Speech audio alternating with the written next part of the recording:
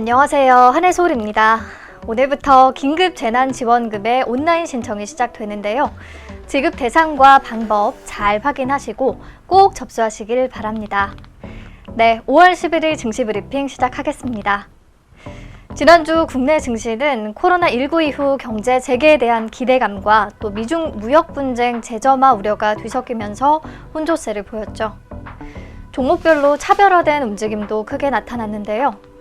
이번 주에도 같은 이슈가 계속해서 시장에 영향을 주지 않을까 싶습니다. 우선 중국이 미중 무역 분쟁 재점화에 어떻게 대처하는지 주목해서 봐야 할 것 같은데요. 트럼프가 만약 중국이 1단계 무역 합의 내용을 이행하지 않는다면 합의를 파기할 것이다 라며 굉장히 강하게 나왔는데 다행히 8일에 양측 무역협상 대표가 전화통화를 나눴고요. 1단계 무역 합의를 이행하자는 데에 있어서 공감대를 형성했다고 합니다.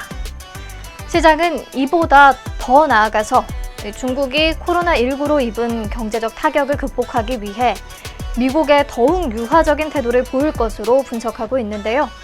구체적으로는 오는 15일 화웨이 제재안 만료 시한 전까지 즉각적인 농산물 수입 확대와 지적재산권 보호, 그리고 외국인 투자자 투자 한도 철폐, 이런 것들을 미국에 제시하지 않을까 기대하고 있습니다. 2차 무역 전쟁에 대한 우려가 소강될 수 있을지 지켜봐야겠고요. 이번 주에도 각국이 주요 경제 지표를 발표합니다. 한국은 13일에 4월 실업률을 발표하고요. 15일에는 미국과 중국이 모두 4월 소매 판매를 발표할 예정입니다. 물론 코로나19 영향으로 악화될 것으로 전망이 되는데 중국은 그래도 서비스업 정상화가 빠르게 진행 중이라 회복 측면에서는 다른 국가보다 속도가 가장 빠르다고 평가되고요. 미국은 경제활동 재개에 대한 기대가 점점 커집니다. 8일에 캘리포니아주를 시작으로 33개 주에서 경제활동을 재개했는데 그럼에도 신규 확진자 수가 감소하고 있어서 다소 안심이 되고요. 15일에는 뉴욕주가 경제활동을 재개한다고 밝혔죠. 이 같은 추세가 지속될 경우 3분기 경기 반등에 대한 자신감이 더 커질 것으로 보입니다. 그런데 문제는 한국입니다.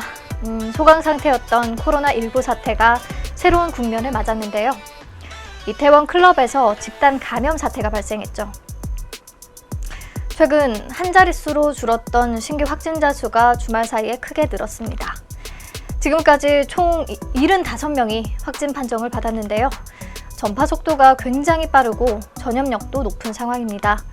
이태원을 관할하는 용산구 조사 결과 대상자가 총 7,222명이라고 하거든요.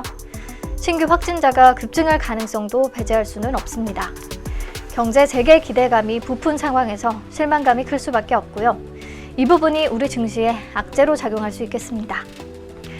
물론 각종 부양책이 진행 중이기 때문에 3월과 같은 급락은 나타나지 않을 것으로 보이는데요.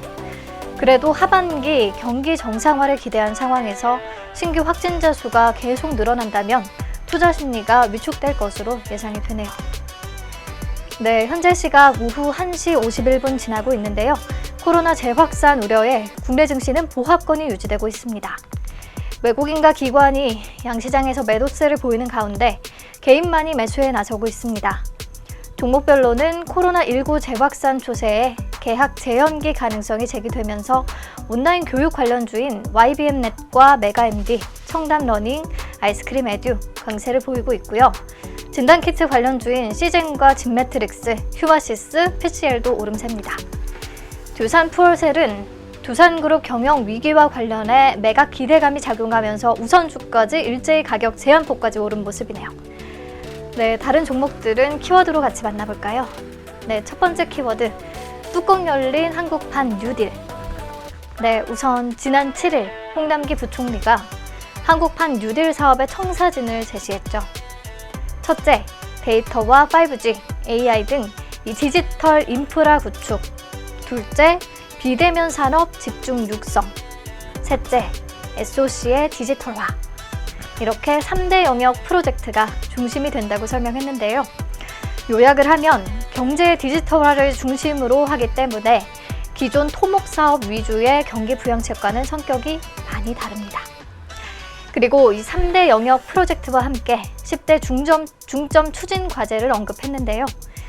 데이터 전주기 인프라 강화, 데이터 수집 활용 확대, 5G 인프라 조기 구축, 5G 플러스 융복합 사업 촉진, 인공지능 데이터와 인프라 확충, 전 산업으로 AI 융합 확산, 비대면 서비스 확산 기반 조성, 클라우드 및 사이버 안전망 강화, 노후 SOC 디지털화, 디지털 물류 서비스 체계 구축, 이렇게 10가지입니다.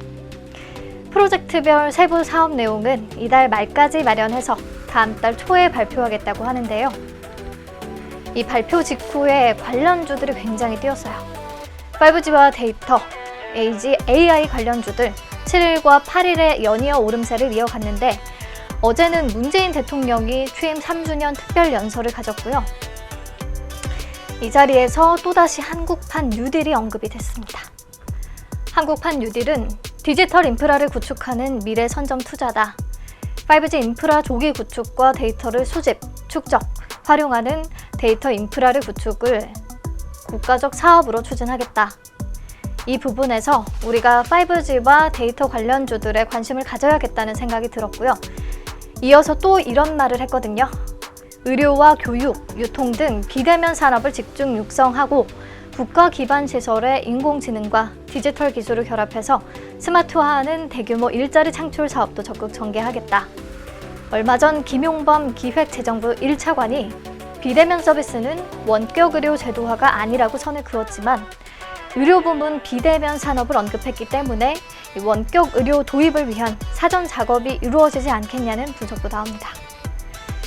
그리고 의료와 교육을 디지털화하는 과정에서 개인정보 보호는 물론 공공성 확보라는 중요한 가치가 충분히 지켜질 수 있도록 조화시켜 나갈 것이라고 강조했거든요. 그래서 보안주들 또한 관심을 가져볼 만하지 않을까 싶은데요. 오늘 시장의 선택을 받은 섹터는 데이터 관련주들입니다. 소프트캠프가 상한가에 진입했고요. 오픈베이스와 다우데이터, KINX가 상승폭을 키우고 있습니다. 한국판 뉴딜에 더해서 아마존과 페이스북, 마이크로소프트, 구글 등 미국의 빅4 기업들이 데이터 센터 투자를 늘릴 것이라는 전망이 나오고 있거든요. 이 부분도 투자 심리 개선에 작용을 한 듯합니다. 네, 한국판 뉴딜로 언급된 분야들 내에서 순환매 양상이 나타날 수 있기 때문에 관련 섹터 다 눈여겨보시는 게 좋을 것 같고요.